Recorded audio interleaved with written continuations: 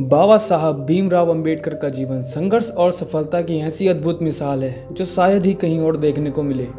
Indian caste system की बुराइयों के बीच जन्मे बाबा साहब ने बचपन से ही उपेक्षा और असमानता का आघात झेला। कोई आम आदमी इन आघातों से कमज़ोर पड़ जाता, पर बाबा साहब तो कुछ अलग ही मिट्टी के बने थे। इन आघातों ने उन्हें मजबूत बना दिया और अपनी असीम इच्छा शक्ति और मेहनत के बल पर उन्होंने एक आधुनिक भारत के निर्माण में बहुत बड़ा योगदान दिया। भारत रत्न से सम्मानित डॉक्टर भीमराव अंबेडकर को भारतीय संविधान के निर्माता के रूप में और करोड़ों शोषितों, वंचितों, दलितों, पिछड़ों और आदिवासियों को सम्मानीय जीवन देने के लिए जाना जाता है। उनकी जयंती 14 अप्रैल को अंबेडकर जयंती या भीम जयंती के रूप में मनाई जाती है, जो कि विश्व की सबसे बड़ी जयंती है। इस दिन वर्तमान स्वतंत्र भारत के निर्माण में उनके अनगिनत योगदान को याद किया जाता है। डॉक्टर भीमराव अंबेडकर का जन्म 14 अप्रैल 1891 को महू, मध्य प्रदेश के एक अस्पृश्य परिवार में हुआ था। भारत रत्न डॉक्टर भीमराव अंबेडकर से जुड़ी कई ऐसी बातें हैं जिससे ज़्यादातर लोग अनजान हैं। मृत्यु के 34 साल बाद 1990 में अंबेडकर को भारत का सबसे बड़ा पुरस्कार भारत रत्न दिया गया।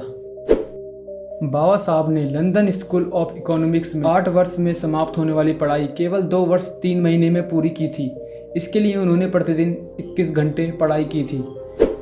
एक सर्वे में कोलंबिया यूनिवर्सिटी ने डॉक्टर अंबेडकर को विश्व का नंबर 1 स्कॉलर घोषित किया था। लंदन स्कूल ऑफ इकोनॉमिक्स से डॉक्टर ऑफ साइंस नामक अनमोल डॉक्टरेट पदवी प्राप्त करने वाले बाबा साहब विश्व के पहले और एकमात्र महापुरुष हैं। कई बुद्धिमान छात्रों ने इसके लिए प्रयास किए, परंतु वे अब तक सफल नहीं हो सके हैं। अर्थशास्त्र का नोबेल पुरस्कार जीत चुके अर्थशास्त्री professor Amartya Sen doctor BR Ambedkar को अर्थशास्त्र में अपना पिता मानते हैं। डॉक्टर अंबेडकर ही एकमात्र भारतीय हैं जिनकी प्रतिमा लंदन संग्रहालय में कार्ल मार्क्स के साथ लगी हुई है। भारतीय तिरंगे में अशोक चक्र को जगह देने का श्रेय श्री डॉक्टर बाबा साहब अंबेडकर को ही जाता है। भीमराव अंबेडकर तीनों गोलमेज सम्मेलन में भाग लेने वाले गैर कांग्रेसी नेता थे। वर्तमान समय में जो उद्योगों में 8 घंटे की शिफ्ट होती है, यह सब भीमराव अंबेडकर की ही देन है। इससे पूर्व 12-14 घंटे श्रमिकों को काम करना पड़ता था।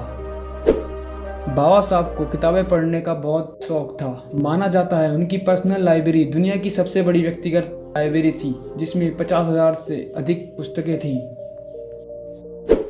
बाबा साहब द्वारा लिखी गई पुस्तक waiting for a visa Columbia विश्वविद्यालय में टेक्स्ट बुक है।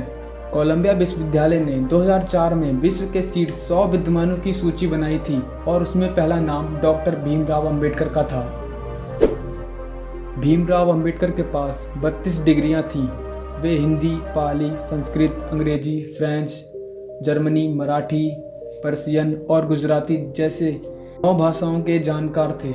इसके अलावा उन्होंने लगभग 21 साल तक विश्व के सभी धर्मों की तुलनात्मक रूप से पढ़ाई की थी। विश्व में जिस नेता के ऊपर सबसे अधिक गाने और किताबें लिखी गई हैं, वह डॉक्टर बाबा साहब अंबेडकर हैं। दुनिया में सबसे अधिक स्टैच्यू बाबा साहब के हैं। बाबा साहब का पहला स्टैच्यू उनके जीवित रहते हुए 1950 में बनवाया गया था। यह स्टैच्यू कोल्हापुर शहर में स्थित है। ऑक्सफोर्ड विश्वविद्यालय द्वारा किए गए the makers of the universe नामक जागतिक सर्वेक्षण के आधार पर पिछले 10,000 वर्षों के शीर्ष 100 मानवतावादी विद्वानों की सूची बनाई गई थी, जिसमें चौथा नाम बाबा साहब अंबेडकर का था। बाबा साहब कश्मीर में लगी धारा 370 के खिलाफ थे। सरदार पटेल और कांग्रेस भी इसके एंटी थे, लेकिन इस धारा को लगवाने में नेहरू का हाथ था। डॉक्टर भीमराव अंबेडकर स्वतंत्र भारत के पहले कानून मंत्री थे।